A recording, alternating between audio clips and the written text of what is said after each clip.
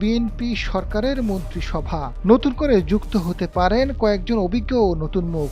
এদের মধ্যে দুই একজন মন্ত্রীর দায়িত্ব পুনর্বন্টন করা হতে পারে। এক মন্ত্রণালয়ের মধ্যে দায়িত্ব সীমিত রাখা হবে একজন মন্ত্রীকে। গুরুত্বপূর্ণ মন্ত্রণালয়ের কাজের চাপ বেশি এবং যেখানে একক নেতৃত্বে একাধিক দপ্তর পরিচালিত হচ্ছে সেখানে নতুন নেতৃত্ব নিয়ে আসাই প্রধানমন্ত্রীর মূল লক্ষ্য।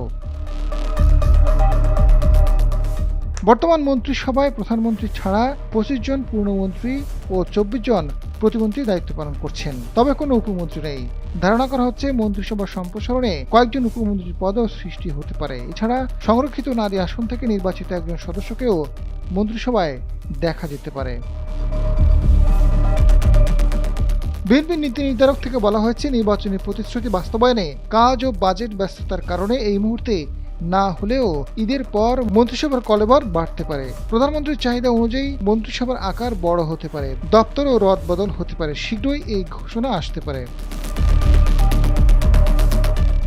মন্ত্রিসভায় নতুন করে যুক্ত হতে যাওয়াদের মধ্যে আলোচনায় আছেন দলের স্থায়ী কমিটির সদস্য ডক্টর আব্দুল মঈন খান, সংরক্ষিত এমপি সেলিমা রহমান, গয়েশ্বর চন্দ্র রায় ও সাবেক বাণিজ্য প্রতিমন্ত্রী বরকতুল্লাহ বুলু আছেন এই আলোচনায়।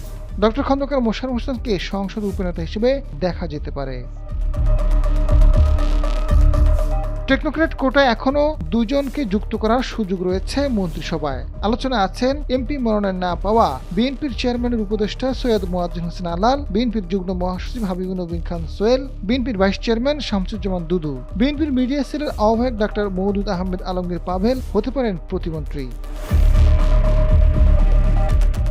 সরকারের উচ্চ পর্যায়ে একাধিক সূত্র বলছে, মন্ত্রী ও প্রতিমন্ত্রীর অধীনে একাধিক মন্ত্রণালয়ের দায়িত্বে থাকায় তারা কাজ সামলাতে হিমশিম খাচ্ছেন। ফলে কাজের গতি আনতে এবং জনগণের সেবা নিশ্চিত করতে মন্ত্রিসভার আকার বাড়ানো হবে প্রধানমন্ত্রী তারেক রহমানের সময়োপযোগী ও যুগান্তকারী সিদ্ধান্ত। আসন্ন ঈদুল আজহা ও বাজেটের পর মন্ত্রিসভা সম্প্রসারণ হতে পারে।